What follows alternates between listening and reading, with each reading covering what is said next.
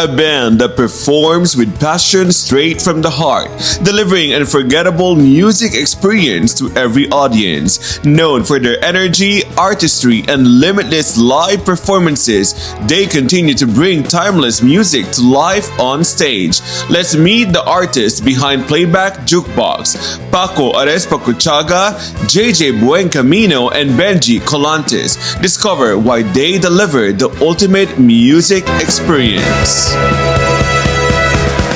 love you, baby, and if it's fine, I need you, baby, to warm the lonely night. I love you, baby, trust in me when I say, oh, pretty baby, don't bring me down, I pray, oh, pretty baby, and that I found you, stay, and let me love you, baby.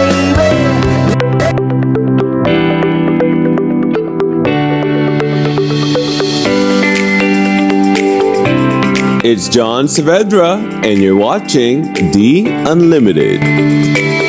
They are known for different kinds of genre music. When it comes to 80s, 90s, we call them, they're the Playback Jukebox. Guys, this is John Saavedra, you're watching The Unlimited, and this is episode 32. And next to me, we have Kuya. I'm gonna call Kuya Paco, right? Hello, We John. have Kuya Benji and Kuya JJ. Hey, guys. Hello. Hello, John. How are you? I'm good. How are you, Kuya? Nice to see you in person. Okay. Yes. Medyo English ba dapat to? Taga? No, kahit ano, Kuya. Pilipino tayo, so... Okay na sana Tagalog, kami. English, ayan. Bilang humirit siya ng kuya pa ako nung grade 1 ako. Yes. Kuya, I idolize you. Dati pa talaga yung mga... You just killed it, If man. you ever... Hindi ko alam yung lyrics, pero alam ko yung... Pag narinig ko, alam ko yung tono ng Line in Heaven. Yun. This episode is brought to you by Skinwelle, soon to be launched in the Philippines. Cecille Waller, your trusted realtor from Berkshire Hathaway HomeServices Arizona Properties. Lerma's Creations and Designs. We create what you imagine. Perley Express, a Pinoy food truck serving authentic Filipino flavors on the go. Mehlani Punzalan from Integrity Home Health. Halo Halo Kitchen, serving authentic Filipino cuisine known for its signature halo halo and traditional favorites. And Proxima Outsource Philippines Incorporation. Now tell us about the intro voice, because first I want to know, because intro voice, finally, we're hearing the songs again, and you're coming back because you have all this podcast, you guys are performing. Tell us about all these songs, coming back, introducing not only to my generation, but to the entire community, not only in US, but also the Philippines. Which is so funny, because I already announced it last week that as of April 21, there is no more intro voice. So after 40 years, I just put it to bed, and the songs are gonna live in your hearts, in their hearts, in everybody's hearts, and we as Playback Jukebox, we're just gonna go on. Whatever the rest of Intro Voice wants to do with the rest of their lives, they're more than happy to do it. We'll support it the same way they're supporting what we're doing. Basically, it's everybody's doing something different, so instead of waiting for something to happen, the three of us have decided to move on, and thank God, fans of the band of Intro Voice are supporting Playback Jukebox. Yes. Tell us about the music. What are the genres and songs that you guys usually perform to different communities? Kuya Benji. It's mix of like good old 80s, 90s, and also new hits. And we're cooking a lot of good original music. So That's exciting. yes, so we're excited. See, I get goosebumps. I know. But watch out for that. Watch out for that. Yeah. Okay. But JJ, is it different? I'm wondering because you guys perform, right, to different places. Is this your first time, by the way, in Arizona? Arizona. Yes. Welcome First to the time. hottest state. Iba ba kapag yung mga audience nyo sa Pilipinas compared to US? How is it different? Actually, more of the same. Kasi ang show namin pag halimbawa nag-perform kami, we give it our best. Talaga we make sure that the people get kung ano yung what they deserve na ma-entertain sila.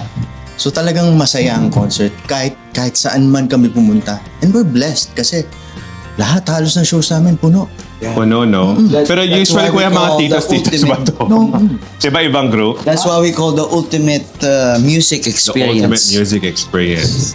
Actually, ironically speaking, akala ko nga mga titos and titas, it's a young crowd. That's good. And the reason why I say it's a young crowd, music has come full circle, right? You have the Sabrina Carpenters, you have all these young celebrities playing 80s vibe music. And then the songs that we do, although they're from the 80s, they have a new twist and flavor for today's generation. And our kids are like what, 20s, Really? 30s. Mga bago. Mhm. So our kids have invited their friends, Yeah. and they're surprised that 3 middle-aged men are actually playing 2.5 hours worth of music. 2.5. Yeah. huh?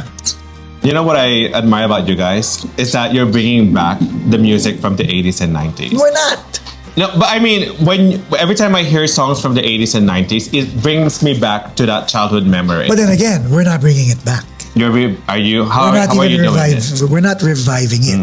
So when you say bringing it back, it's like retro. We're not doing retro. We're just playing what people want to hear. Yeah. So we're not forcing it on people. We don't want them to say, "Hey, we're an 80s band," because we're Yeah. not. There Okay. are bands that can. Because you're ultimate. Walang right? typecast. Wala siyang parang No. specific decade na, 80s lang yan or 90s So lang yan. when you say, so what can we expect? You can expect fun. Yeah. Yes. You can expect a good time. You can expect good music and good energy. I love that. So nothing talks about not music. specific No. age group, No. because when you say ultimate, I think of unlimited as well. Yeah. Like Right. anything that you can play, any music that you want your audience to hear, you're willing to give that to them. And you know what? As cocky as it sounds, as bold as it sounds, to actually say that we are the ultimate experience. Yes. I want someone to challenge that. Kasi Yeah. even all of us, the three of us, and our crew, when we decided to call ourselves Playback Jukebox, the ultimate music experience, we had to take a deep breath. Heavy yung title niya eh, kasi and parang we had to commit. you have to really commit to Yeah. the title itself. Because we Right? could easily say, we're an LA band. Yeah. Correct. There's a lot of Uh-huh. LA bands. There's a lot of LA band, yeah. But we're the ultimate music experience. And when you say experience, what do you want your audience to experience when you guys perform? The ultimate music experience. Yeah. Like them going out saying, wow. First of all, when you're playing drums for 2.5 Yeah. hours, like people are dancing. Like my cousin Mark is here, he was asking, are people gonna dance? Are people gonna stand up? What if Yeah. people don't wanna dance? Like we've mapped it all out to the point that we know people are gonna have a good time. Yeah. Because if they don't, it'll be the ultimate music mishap. Yeah. Diba? So that's a tall order. Interesting. Kay Kuya JJ, I have a question, Kuya, because I know a lot of the familiar songs. I know, Kuya, nasabi mo na medyo parang nag-ano na tayo sa intro voice. But of course, I'm a big fan of intro voice, and I know a lot of the songs you kind of wrote. You were part of the writing, correct? Right.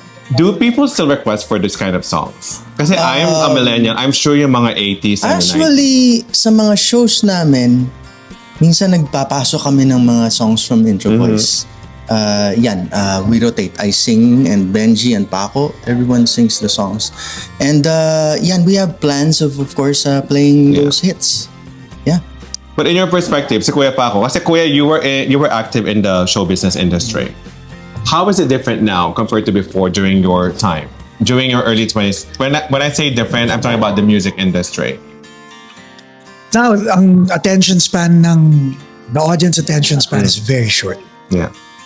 Before, it was nice to write albums. By the way, I'm the songwriter of the band, not JJ. JJ. Oh, for this. No, for the intro intro voice voice. itself. Oh, okay. You were co-writer and you were the main. Main writer, Okay. co-writer. When I used to write, it was nice to think. I would plan it with him. Yeah.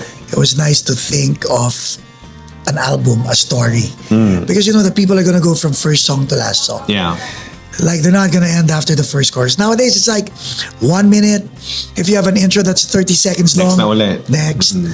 Diba? Millennial is. So that's the difference. Yeah. We're not trying to bring it back again. We're not there anymore. So what we do is we adjust.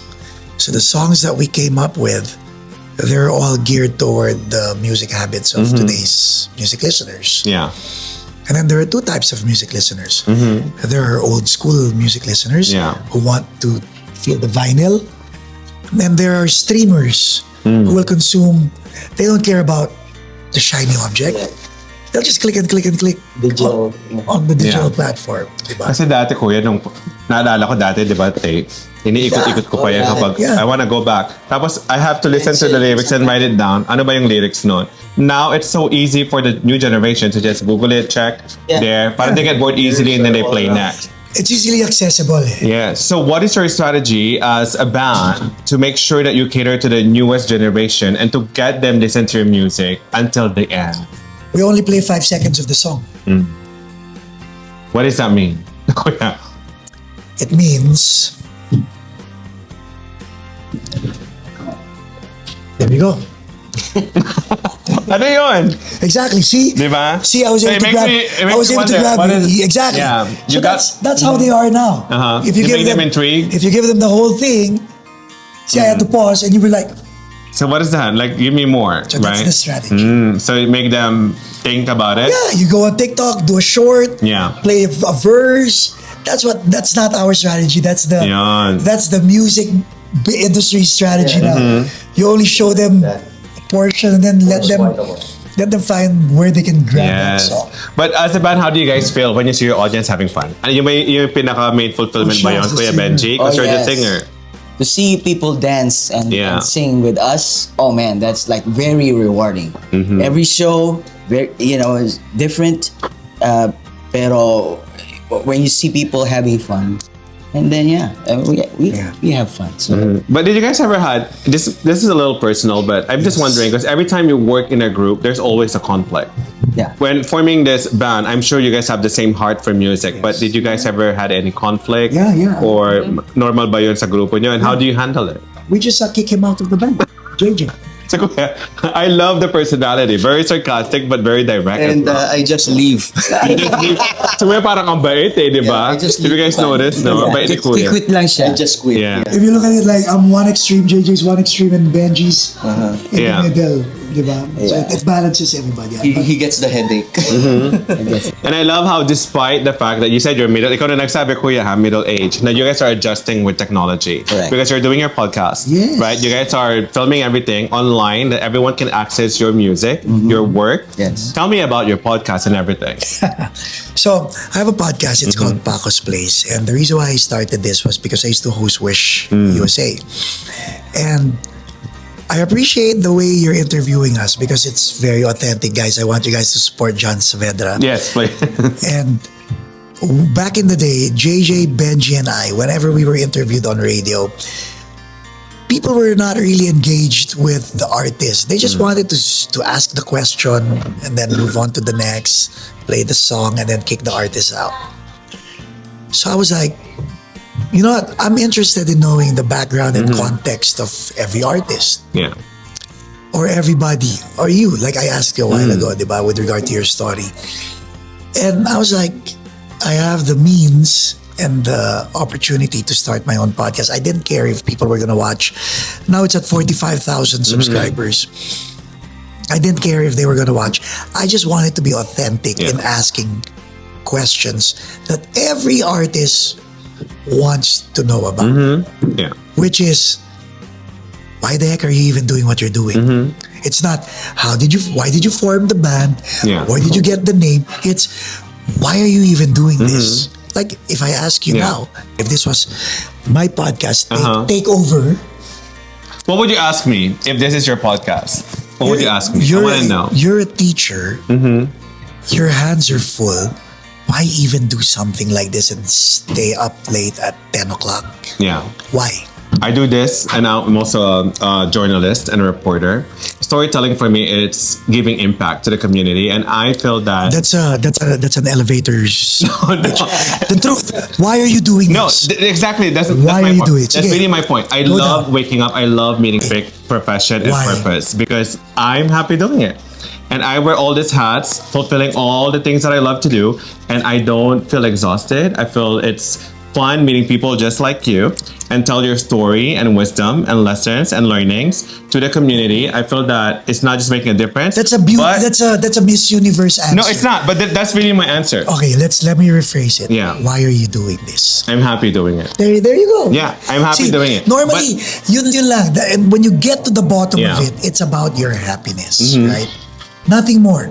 Everything else is trivial. The puyat, when you're Yeah. sleeping late at night, the burning the midnight oil, those are trivial because you are happy doing Yeah. it. Because if you said, I don't know why I'm doing this, then that's another. And that's what I wanted to get from different artists. Because at the core of every story is the happiness. The happiness is And always the rest is bullshit. what's from the heart, right? Yes. But sometimes, I guess, we're kind of in different perspective as a host as well.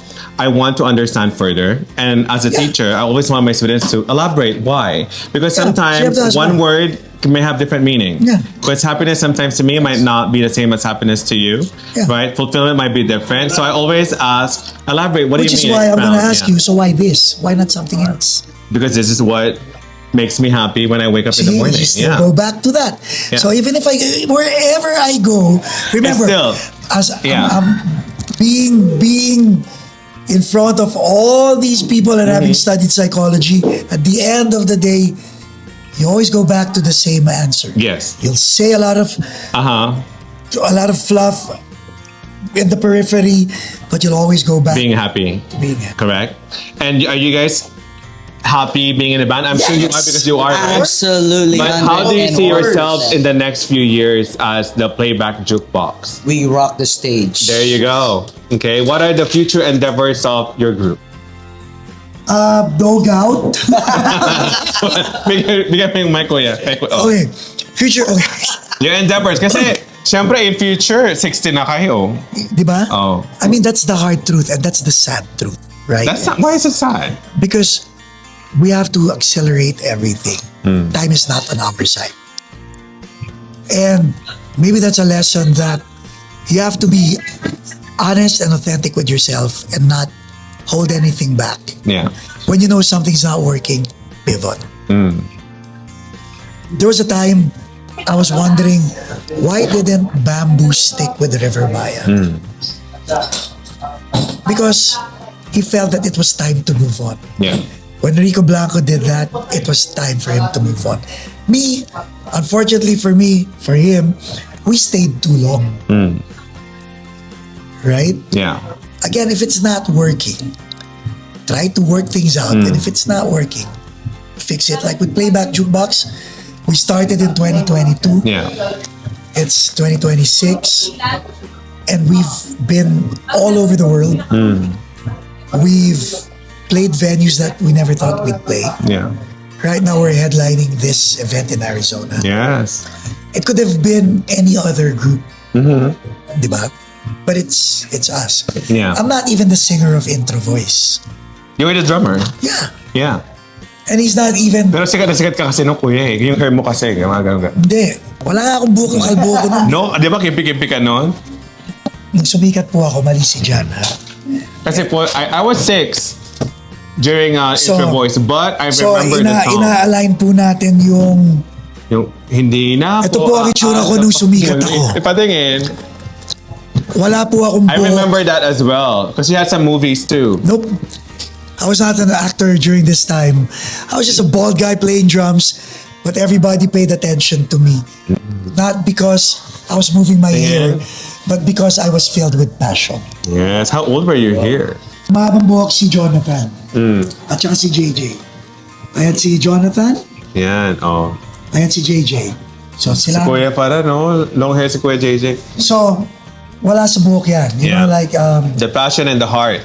Right? so right now, what we're planning to do is release the album, just build a relationship with the fans, grow our followers, and you know what, just do what we do.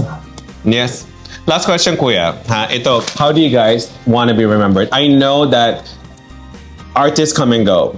And let's be honest, they come and go. Sometimes kayo, bumalik kayo, di ba? And I'm glad that I'm seeing you guys now in global stage, not only in the Philippines, but the fact that you're available online. How do you guys want to be remembered? Someday, maybe in 10 and 20 years, kapag ibang generation na. Kapag 75 na. Well, that's the reality, like what you said, right? We want to be realistic. But how do you guys want to be remembered with your music as Playback Jukebox? Well, sa amin, para sa akin naman, ang gusto kong maalala ng tao is we have brought really yung enjoyment every time we perform on stage. And we are planning on releasing original songs and hopefully it catches their hearts and Yung nagpasaya sa kanila. Yung pag uma-attend sila ng mga concerts namin, ay, etong Playback Jukebox na to. Pinagod ako nito minsan sa dahil again, when we play, we don't stop. We just keep on playing and then we let them sing, we let them dance. So, yun yung pinaka sa akin. Pero hindi pa naman sumasakit yung mga tuhod. Hindi naman. Joke lang yun. Massage. Yeah. Ganon. No. Si Kuya. Ganon din, pero yung I want them to remember na if middle-aged men can do it, people like you can do it more. Yeah. And people like us can do it as well. Yeah. Because people think that, old is old. Like what I told you off cam, right? Don't let the old man in. It's just a number, right? It's just a number.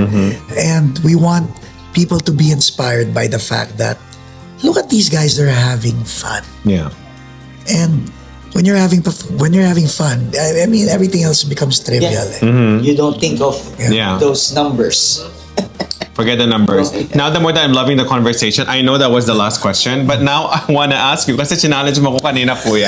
Sabi ko parang gusto kong magigante eh. Parang bulol-bulol ako kanina. What do you want to tell your fellow members? This band, like what do you want to tell kay Kuya JJ and Kuya Benjie? That's a very good question. Thank you, John. That I love both of them, and I'm very glad that with Intro Voice, it was my dream. Yeah.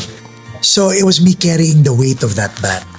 With Playback Jukebox, I was able to find two other people who share the same dream. In other words, they may be riding on my dream, but I know full well that I'm riding on their dreams as well. And it makes it easy. Because if I'm tired, they can keep going and I can just cruise with them for a little bit. If Benjie's tired, he can cruise because JJ and I are gonna move. Yeah. If JJ's tired, we just leave him behind. It has to be a team talaga. No, we just leave him behind. Yeah. We Kuya, ikaw, ano complaint mo kay Kuya Paco? Hindi message. What's your complaint kay Kuya Paco? I'm gonna kick him out. Please kick him out na. Pili ko strict to eh. Very talks a lot. strict. No? He talks a Para lot. pili ko, kanina pala sabi ko na kay ate may attitude yata siya. Para ayoko na mag-interview. Hindi, the attitude. Joke lang. No, I was He's challenged. just himself. Yes, Ganun that's, talaga I'm yan. glad. But I'm he glad. has a big heart. Yes. He has a big heart. I can tell the passion, that's why. The passion for Pareho music. sila, they have big hearts. Kasi tingnan mo tingnan nyo guys kung may attitude ako, tinanong ko ang channel ni John, hindi ko tinanong ang spelling ng Saavedra kasi tinanong ko na yung producer namin kung sino mag-i-interview, so ni-research ko na siya, so alam ko ang spelling ng Saavedra. Tapos pinakita ko kay John na nag-subscribe ako sa channel niya na pinapanood nyo. So kung may attitude ako tulad ng mga ibang artista na nakasalamuhan na niya, hindi namin gagawin yun. Diba? I love it. Hindi si showbiz si Kuya kung ano talagang what you see is what you get. Pero pagdating po kanina, magsusumbong na ako sa inyo. Community of Arizona. Okay, before you watch, I'm just kidding. Pagdating ko kanina, show me your channel. What is this about? Sabi ko, huh? What is this? You sounded like me towards my students. That's how I sound. Show me what you did. Pero I love it. Diba? Yes. But the more that you get to know him, the more the meaningful the conversation is. I love it. It's genuine interest. It's genuine interest and genuine questions na at least hindi parang, okay, later on, hindi pala okay. Alam mo, John, makikita mo eh. And the reason why I do that, if you believe in your channel, we believe in you. But if you're like, meh, parang, where is this gonna go? Diba? So nung nakita namin kayo, he was very proud of showing me. I was pushing videos. Hindi, playlist tayo. Videos, playlist tayo. Things that I like about John. So, yeah, it's just me. But thanks for the suggestion. I love the idea of focusing on one content, right? Thank you so much, guys. Invite everyone because you have concert. This will be shown today. You have concert tonight and the entire community. Kasi papalabas more Ulitin ko. We're gonna be meeting each other tonight because we're gonna party with the ultimate experience with Kuya Paco, Kuya Benjie, and Kuya JJ. But invite the entire community of Arizona. Invite po namin kayo tonight dito sa Phoenix, Arizona. Playback Jukebox. Of course. Okay? Of course, with Paco, Benjie, and JJ. So, we'll see you there. Yes. Okay, Kuya, anything? You know what? Also, follow us on Spotify, on Apple Music, on YouTube, on Facebook, on TikTok, on Instagram, and on OnlyFans. Sige nga, may OnlyFans tayo. Ikaw ang meron. Meron. Meron si Kuya. Aping-aping si Kuya dito eh. At saka may website din kami, playbackjukebox.com. Kaya nga, riding on that, yung question ni Paco, kasi sabi niya, yung mga interviewers are asking, oh, what's your history of the band? They can look it up, di ba, online. So they can ask more questions aside from that, di ba? So, yung check nyo ho yung Spotify namin and yung mga videos namin sa YouTube. At, subscribe na rin kayo. Okay? Subscribe. Yes. And subscribe to John Saavedra. Yes. And to all the Filipino American in Arizona, please beware when you get photo, especially with Kuya Paco. He's gonna ask you, saan ipopost to? Ano to? Para saan? Just get ready, but you will definitely enjoy the ultimate music tonight. Kita-kita po tayo. Thank you to all the sponsors of The Unlimited John. Maraming salamat po. This is again John Saavedra, episode 32 with the Playback Jukebox. Bye, guys!